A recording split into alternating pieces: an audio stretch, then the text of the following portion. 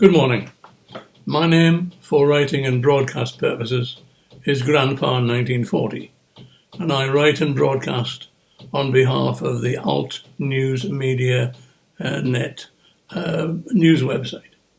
I would like to talk to you this morning about a very, very strange and dissonant competition which is being held on the BBC Today programme, and it is celebrating the century of women's suffrage in the United Kingdom.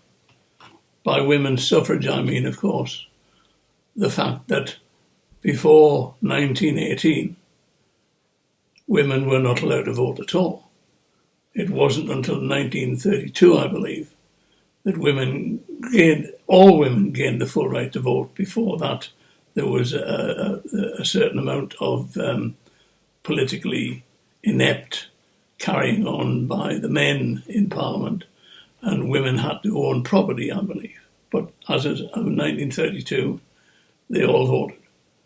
And fair enough, and why not? They were half the members of the human race, just a little bit more than half the members of the population of the United Kingdom, and they should have been allowed to vote from day one. Never mind. As I say, the competition on the BBC Today programme is to identify the woman of the century. Now, in the preceding days, or mornings rather, various sectors of the population and shall we say, striving have been identified. Law and campaigning, art and architecture, literature, music, politics and public life. Now, in the law and campaigning, the two nominees were Brenda Hale, a Supreme Court judge, and Millicent Fawcett, a campaigner for female suffrage. In art and architecture, Zaha Hadid, the late architect who designed I believe the Olympic swimming pool. She did a fair job, I suppose, but not my cup of tea. But there again, it's not my choice. Barbara Hepworth was a sculptor. In literature, Virginia Woolf. In music, the nominations were Dusty Springfield and Lillian Bayliss. But I wonder if the two last names on the list should have been selected from the word go. The first was Baroness Margaret Hilda Thatcher, and the second, of course, is Her Majesty the Queen Elizabeth II. Margaret Thatcher, politician, superb at her job. She single-handedly rescued Britain from tottering over the edge of defeat into what was becoming the sick man of Europe.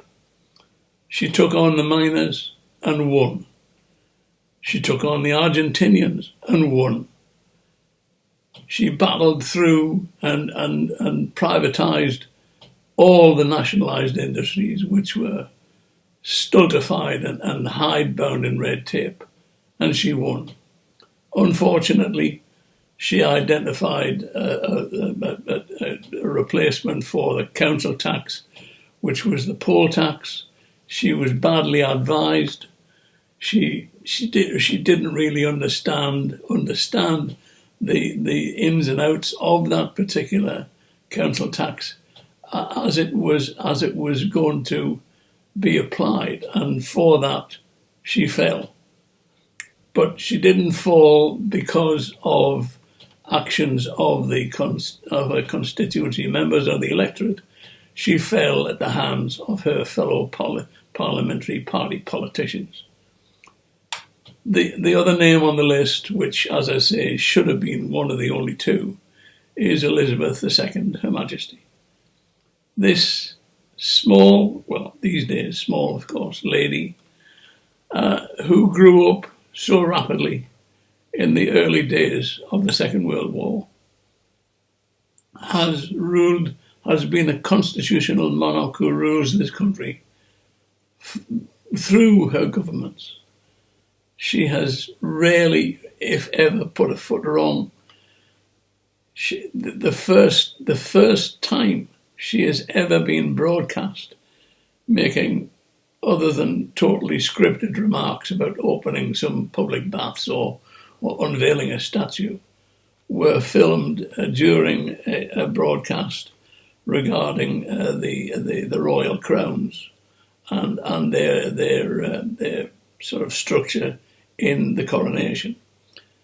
This lady has epitomised Britain, and there should not even have been a contest. She won hands down, and Margaret Thatcher was a very, very close second. Thank you for your time. Thank you for your listening and watching, and I hope that you will listen again. Thank you.